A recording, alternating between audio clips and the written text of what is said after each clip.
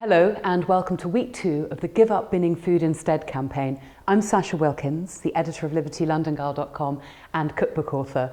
I am thrilled to be part of the Love Food, Hate Waste campaign during this year's Lent, where we're looking at lots of different ways to stop wasting food that we should actually be eating.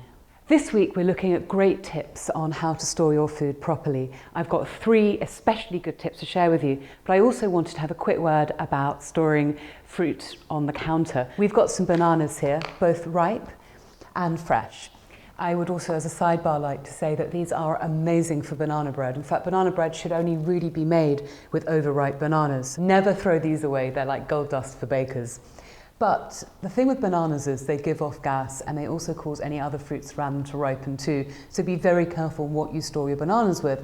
But the great exception is this, our avocado. Sadly in England they're usually rock hard, and it's amazing how rock hard they can actually stay.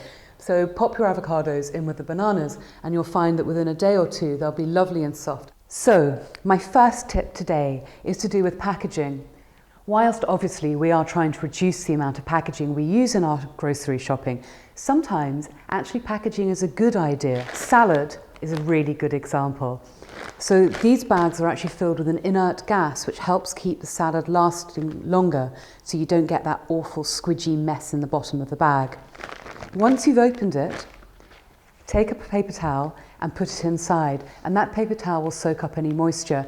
Fresher salads for longer. My second tip today is for the humble potato and its friend the onion. People often think that these should be kept in the fridge, but what happens when you store a potato in the fridge is the carbohydrate turns to sugar.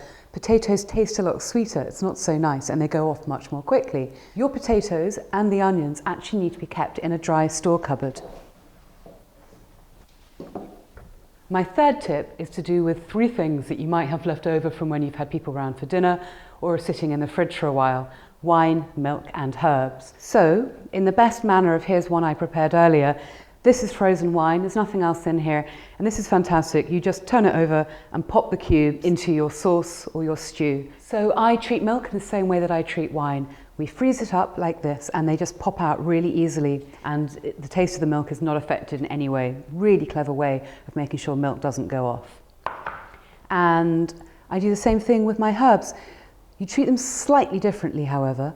Chop them up finely and pour olive oil, or any neutral oil to be honest, over them, and you've got a great base for sauces and salad dressings. And it's a really clever way, once your herbs have wilted, to keep them going through the winter. I hope you've enjoyed this, our second Give Up Binning Food Instead video.